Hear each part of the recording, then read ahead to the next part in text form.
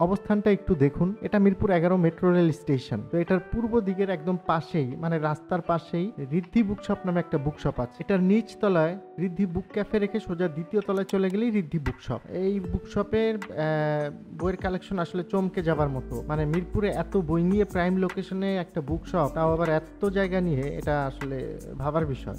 যাই হোক, কালেকশন নিয়ে কথা বলি। রাজনীতি, ভ্রমণ, কবিতা, ইতিহাস, দর্শন, অর্থনীতি, নানান বিষয়ের উপর নানান বই। এগুলোর পাশাপাশি ধর্মীয় বইয়ের যোগানও খুব চোখে পড়ার মতো।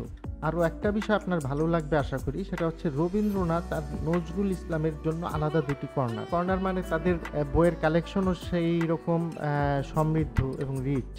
এর বাইরে যেটা না বললেই না, সেটা হচ্ছে ঋদ্ধি বুকশপের বিদেশি বইয়ের কালেকশন।